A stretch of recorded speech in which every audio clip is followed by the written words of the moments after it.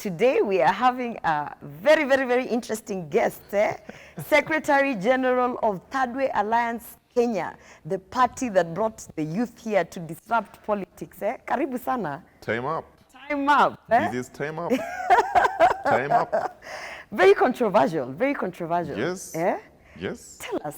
You know, I started following your things kutoka pale niliona umetuma email when you're in the corporate world, telling guys that, you know, you must defend certain rights. Maybe you can tell us. Actually, I wanted to read that email because it was a very, very powerful email that set the pace in how you are transitioning from the corporate world into the... Absolutely. Yes. Because time is up. You wrote, This mail is not the ordinary goodbye, but I am sending it to you so that you can understand that in work life, strategy is not only a requirement, but also a life partner that when it is abused, it must be defended. Okango, tuambie. Gloria, that email, I sent it when I was at Standard Media Group. I was a manager in commercial division, and time was up. Time is still up. The reason why I sent that email, it was my exit from corporate into politics. That was around sometime early 2017. I started politics when I was a student. And when I was in first year, Gloria, I vied for the position of Secretary General of the Student Union. First year wapi ulienda shule gani? I went to Maseno University. Maseno, watu wa Maseno, Then, in that first year, I was convinced and I believed that I had all the freshers behind me. But, as you know, freshers, wewe ni nani, who are you? And then, you know, I didn't stop there. I proceeded second year. But to cut the story short, my joining politics was a decision that I made when I was very young. I used to watch politicians, but I said I'll not be a politician. I'll be a politician and a leader. What is the difference? Nowadays we have politicians. The difference between being a politician is you can say something tomorrow, then tomorrow you change your mind, then next day you say what you had changed your mind about. But being a leader, you are consistent, You're consistent and you believe that the change you're pursuing is what is best for you and for your people. Fast forward. Yes. The next time we see you in our screens, you're now coming out strong with your political analysis. Yes. And then Thirdway Alliance Kenya happened. And being the Secretary General, of course, we got to see a lot more about Thirdway Alliance and the very popular Punguza Mzigo initiative. Yes. Can you tell us a little bit about that? Gloria, they say every time you appear before a camera for an interview, it's an opportunity for you to audition for leadership. That is it. Kwa what happened to audition? This is audition for leadership. To audition? Yes. Let me tell you, time up. This is audition for leadership. Okay. Because the people who are going to view this, the people who are watching it, the people who are watching us here today, have got something to contribute, have got something to say about what we are saying. These decisions are made when people speak, not when people keep quiet. So Okango, from when he moved from Standard Group, from corporate camera ready into camera ready, auditioning for leadership, because time up. Aya, tuambie about Thirdway Alliance Kenya. Now. Wait. That controversial moment where you are kicked out and again you found yourself fighting to be reinstated as the Secretary General. I exit from the corporate, get into politics, join hands with my friends and colleagues in the Thirdway Alliance Kenya, get elected in a national delegates conference as the Secretary General, move very fast into election, post-election, Punguza Mizigo, Constitution Amendment. Here we are. We want to amend the Constitution for the benefit of the majority. But guess what? We do our thing and Punguza Mizigo becomes a brand name. Moving into 47 counties, getting beaten, Punguza Mizigo collapses because of other forces. Which other forces did Punguza Mizigo collapse? No. Punguza mizigo till today is the word on the lips of the majority of Kenyans, because that is the burden borne by many taxpayers. And when the Punguza Mizigo collapsed in sometimes October 2018, our party decides that they want to relook at what happened. We sit down, we evaluate, and as usual, if it's a project, you know, we have to check where did we go wrong, where did we go right. Then, as usual, we have to do postmortem. The postmortem of Punguza Mizigo reveals that, you know what, we are not able to relaunch it again in the shortest time possible. That's Kwanza, where we differ with the party. Okango, I must ask you a question. You know, some people, we just hear Punguza Mzigo, Punguza Mzigo. What is Punguza Mzigo really about? Punguza Mizigo is a constitutional amendment that is geared towards lowering the burden that is borne by the majority of taxpayers in this country. The burden that Kenyans are carrying today, they are carrying it in corruption. The burden that Kenyans are carrying today, they are carrying it in social economic injustices. The burden that Kenyans are carrying today, they are carrying it in weakened devolution. The burden that the Kenyans are carrying today, they are carrying in lack of youth and women taking over leadership of this country. And that burden that they are carrying it by failing to position Kenya on the global agenda. And that's why Punguza Mizigo, we are saying, for us to lower this burden, for us to punguza this mizigo, we must now effect these changes that I've mentioned through a constitutional amendment that is promoted by the people, sponsored by the people, and for the people. So Article 257. I want us to look at certain points, which to me, I had some questions. Yes. For instance, one of the objectives that Punguza Mzigo is trying to push is to have the counties be allocated 50% of the national budget. Do you think that over and above the corruption we are seeing within the county governments, now increasing that money to 50%, how specifically will the youth in those counties feel that, you know, this is what Punguza Mzigo has brought, now we have 50%? Is there a caveat somewhere that says from this 50%, the monies that goes to the county to ensure that we have some sort of development or drive in that youth agenda? Is there anything there for the youth in terms of budgeting? Punguza Mizigo recognizes that the youth are part of the marginalized groups. And that's why in Article 100, they are categorized as marginalized. And in the Constitution of Kenya, it is the work of the state to ensure that they provide all programs, including affirmative action, to ensure that youth get jobs, youth are employed, they get education, and they're protected from exploitation. And that's why Punguza Mizigo, the first thing we did is to ensure that we provide solutions to protect money from public thieves. And we don't call it corruption, we call it theft of public money. How? What we proposed in Punguza Mizigo, and we are still proposing to date, that we must be methodical in fighting corruption, so that we use Auditor General Report. The Auditor General Report is the only document that confirms if public money was used lawfully. Then, increasing the county allocation to strengthen devolution from the current 15% to at least 45% will come at a platform and find it that the money has already been protected.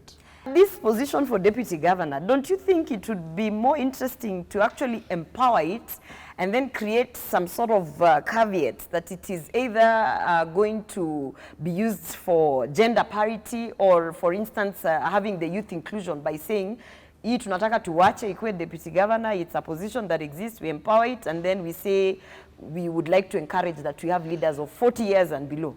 Don't you think that's a better option? Gloria, the county government that was formed as a result of devolution had got objects and principles. Those principles and objects is to ensure that the self-governance and also transfer of power from the national government to the county government so that people can govern themselves you know.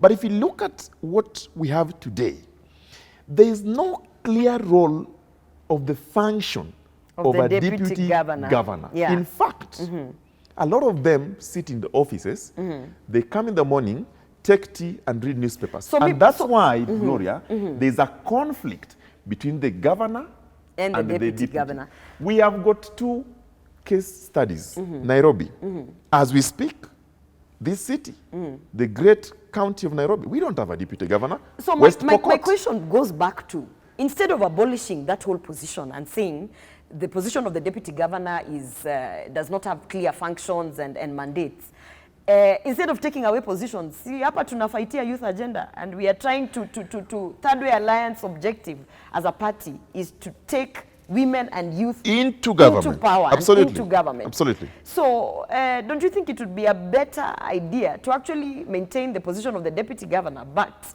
you put a caveat there where you are actually using it in terms of gender parity or youth inclusion?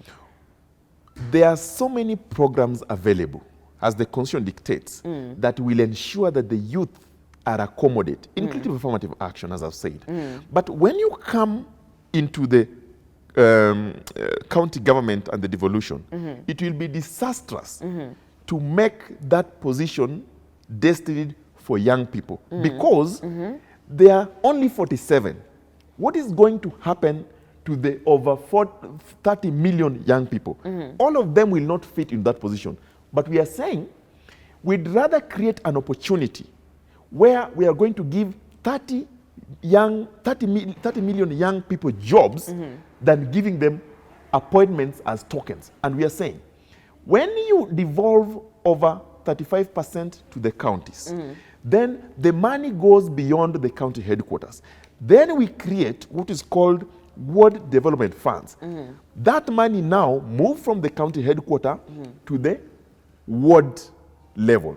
Then you start creating employment in an approach called bottoms up. Yeah. So in every ward, we shall see schools, model schools, hospitals, dispensaries, markets, electricity. That will spur I industrialization. absolutely agree with and it will be mass creation of jobs for the young people. Unlike, the young people of this country all along, they have been told they're the leaders of tomorrow.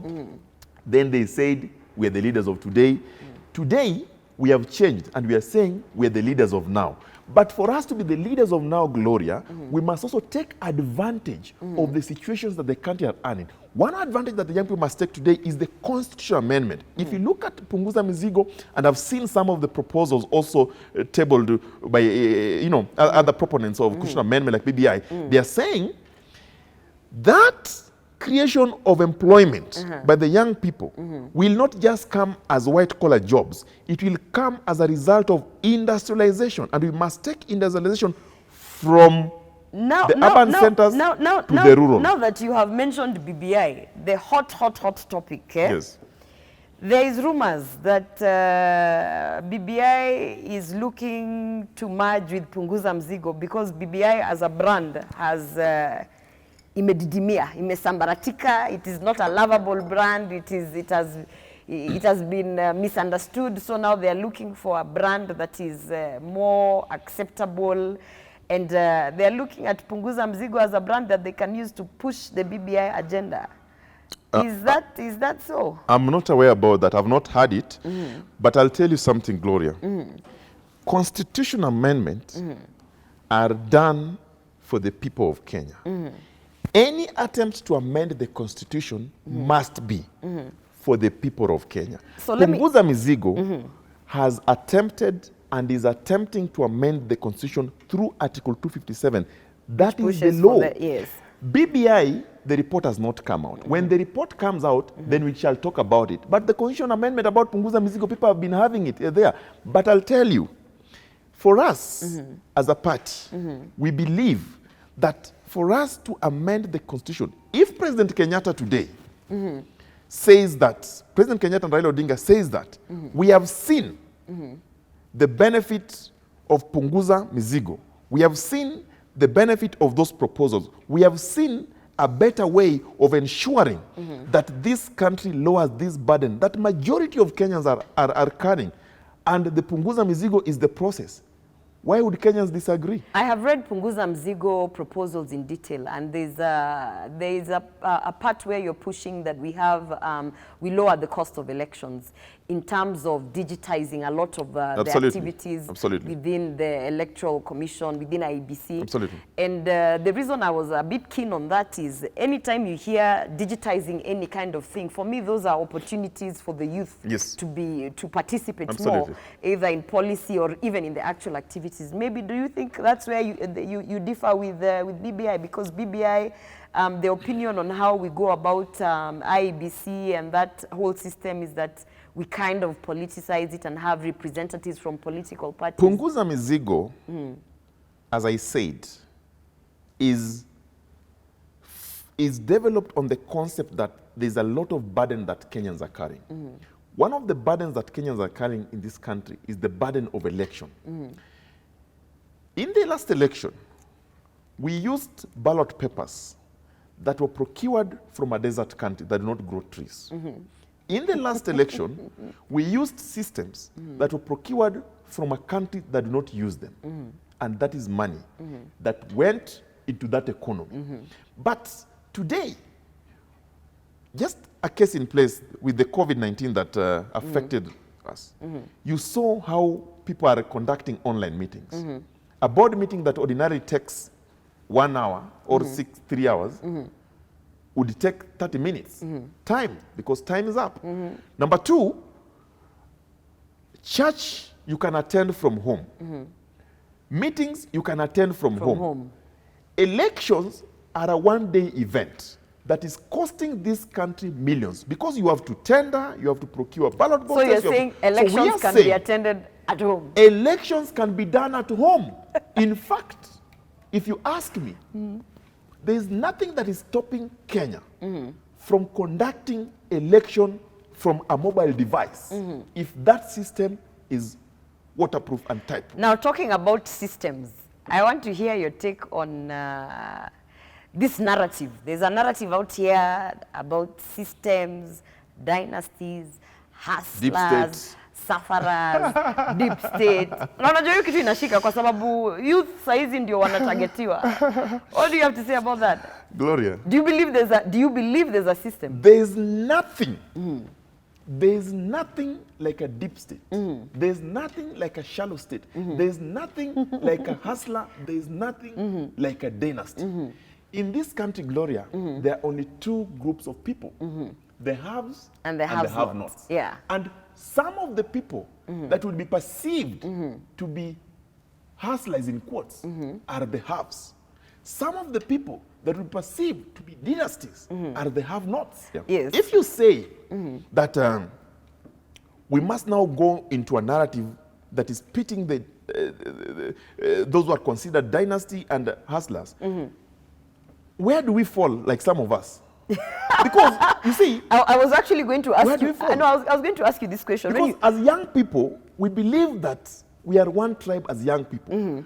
Our challenges that are facing us are unemployment or underemployment, lack of jobs, education, insecurity, all those things. These things that are facing us in a global perspective and in a national perspective. The only thing that we'd want to see, if we have to see it, then it should be the young people versus the old people, if so. But we are not going to go into that route because as a young person also, you must also follow the footsteps of an elder person to hold your hand. Then now, So where do you classify the privileged society or the privileged few who have got the power to influence very high-level decisions? For instance, we are seeing what's happening with the managed equipment services, MES, and when you read the reports that came out from the Senate Ad Hoc Committee, you saw that at one point, the PS Health actually wrote a letter to the PS of National Treasury saying that, in fact, we are following this type of procurement, and they were able to influence very high-level decisions.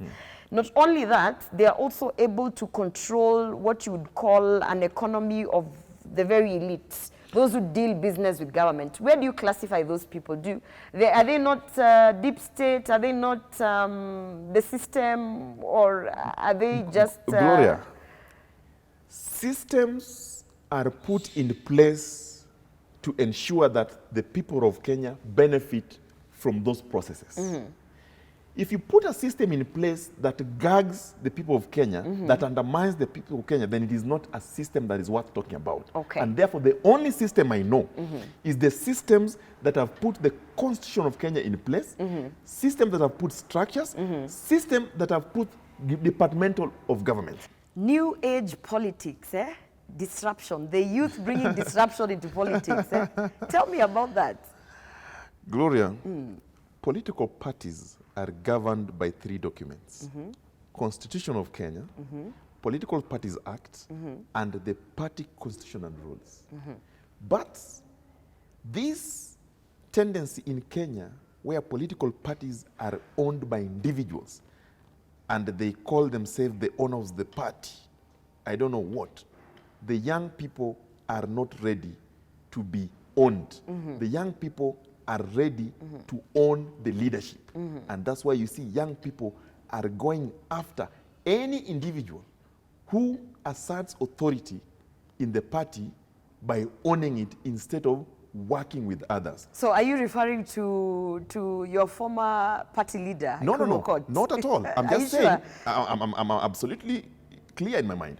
I'm saying we have seen situations in political parties where the leadership is based on an individual. There's so many. Thirdway Alliance Kenya is a party formed by the people, for the people, with the people. So we cannot say it's for a person, by a person, for a person. No. Thirdway Alliance Kenya is a party for young people.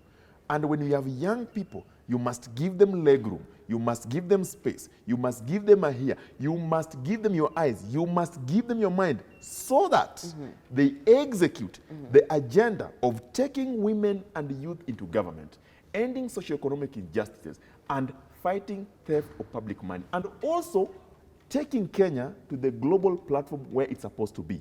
Speaking of participating in politics, just to sum up this, our very lively discussion. Yes. Fredrick Okango. Now. 2022. Time up. Unasemaje, unachezaje? Unacheza kama sister, Gloria. unacheza kama... Gloria. I, Fredrick Okango, from Homa Bay County, Kakelo Kokwanyo Ward, Kabondo Kasipul constituency, Kabondo Kasipul polling station Ronena, primary. God willing, the people of Kabondo Kasipul constituency and Homa Bay County have been telling me that you have been doing a lot of things. We would want to have part of what you are doing here. I don't know what that means, but when we arrive there, I'll ask them, what did you mean by this? So you're vying for MP. I am saying, 2022, God willing, the people of Kabondo Kasipul constituency will tell me that the questions that have been asking me, this is the opportunity to answer them. And answering those questions will include the aspect of leadership that we have been auditioning for the last 4 years. Okay. Sounds very positive, sounds very kwa Ni hivyo wakati ya vijana wote Kenya hii kuachana mambo ya hustler, mambo ya dynasty na kuangalia ni mfumo upi itawapeleka mbele kuhakikisha kwamba nafasi yao imepatikana katika ile meza. Kwa sababu tunasema if you are not on the table, then you are on the menu. We are not going to be on the menu. As young people, we are going to be on the table. We are going to be on the table. Time up. Thank you so much for having this very interesting conversation with the Secretary General of Thirdway Alliance Kenya. My name is Gloria Orwoba, and please follow us on the handles on the screen. Asante sana for joining us. Thank you so much. It was good and to time have up. you. Time up. up. Time up.